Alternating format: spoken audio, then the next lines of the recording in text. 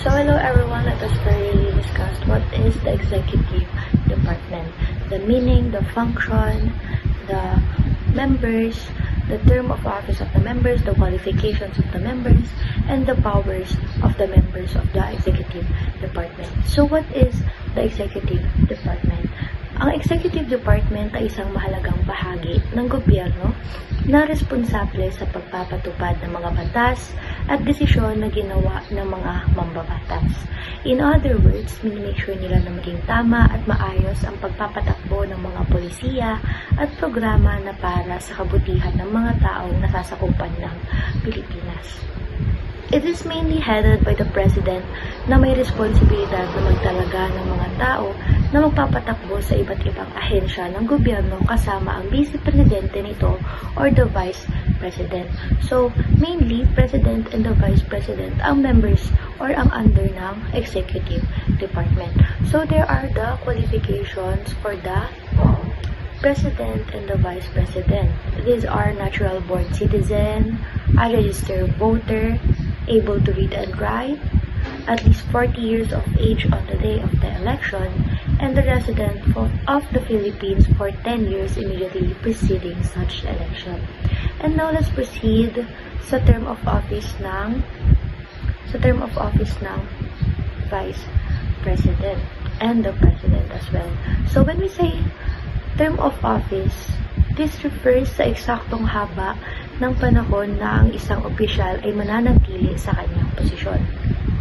So, ang President at ang Vice President ay maaaring mailuklok sa posisyon sa tulong ng majority votes na naisasagawa tuwing ikalawang linggo o ikalawang Lunes ng Mayo na kung saan sila ay mayroong 6 na taong termino which shall begin at noon on the 30th day of June, next following day of the election, and shall end at noon on the same date. The President therefore shall not be eligible for re-election, meaning hindi na siya maaaring ma-re-elect with the same position. So now let us identify the powers of the Philippine President. So we have 7 powers of the Philippine President. Number 1 is the administrative power. The President has the power of control over the executive departments of the government and the supervisory powers over all local government units such that of the province, city, municipality, and barangay. In other words, may kakayahan ang Pangulo na magtakda ng mga patakaran at magbigay ng mga direksyon sa mga ahensya ng gobyerno.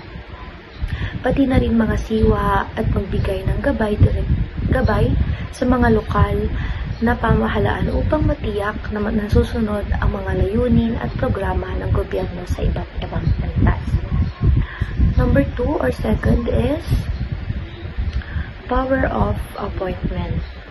Ay ang kapangyarihan ng Pangulo na magtalaga o mag-appoint ng mga tao sa mga mahahalagang posisyon sa gobyerno.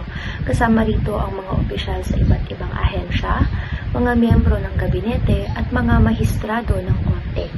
Pati na rin ang mga pinuno ng iba't ibang mga ahensya at institusyon ng gobyerno.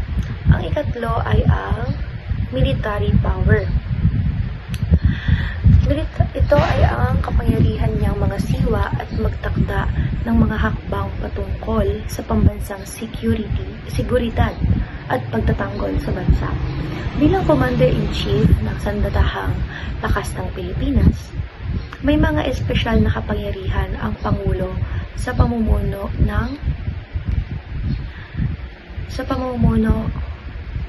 ng puwersang militar at pagtugon sa mga banta sa seguridad ng bansa.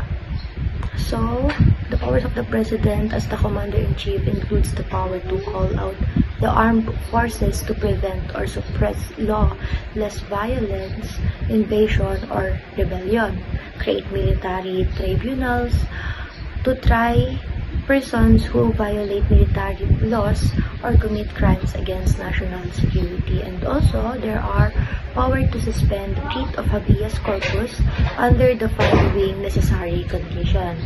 There must be invasion or rebellion, and the safety must require suspension, power to declare martial law during invasion or rebellion. So, let's proceed to the fourth one, which is the pardoning power. Ito ay ang kapangyarihan niyang magbigay ng amnestiya o kapatawaran sa mga taong nahatulan ng korte at alisin o bawasan ang mga parusang ipinataw sa kanila. Sa ilalim ng 1987 Constitution ng Pilipinas, ang Pangulo ay may kapangyarihan na magbigay ng pardon o amnestiya sa mga nahatulan ng krimen.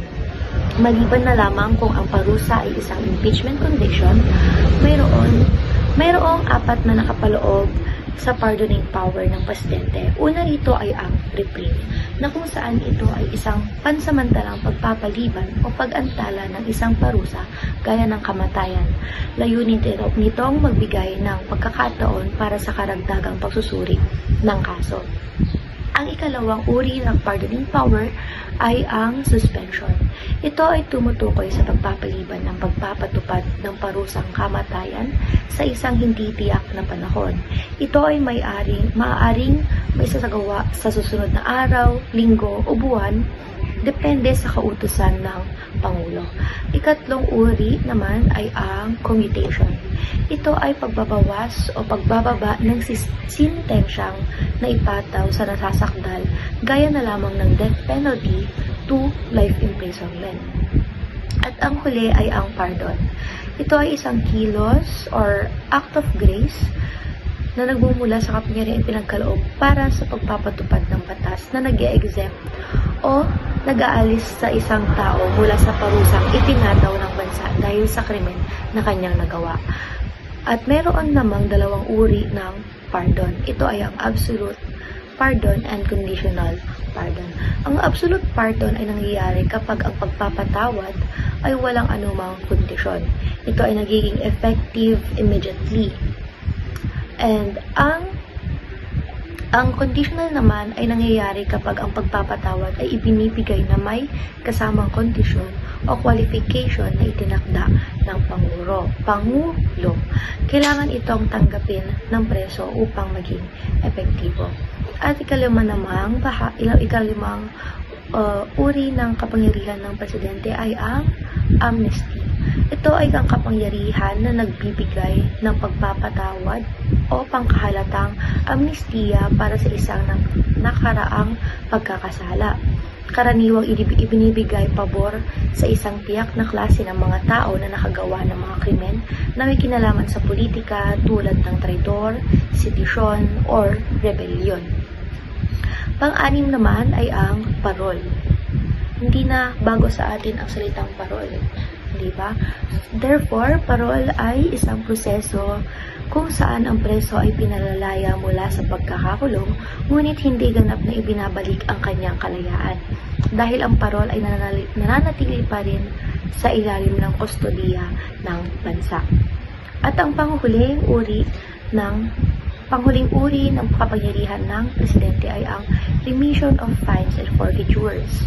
Ang Pangulo ay maaaring magpatawad o magbawas ng mga multa at pagkakumpiska ng mga ari-arian na ipinataw bilang parusa pagkatapos ng final judgment. Ito ay naglalayang pigilan ang koleksyon ng mga multa o ang pagkakumpiska ng mga ari-arian na nakumpiska dahil sa pagkakasala. So, doon lang muna tayo magtatapos ngayon. And thank you!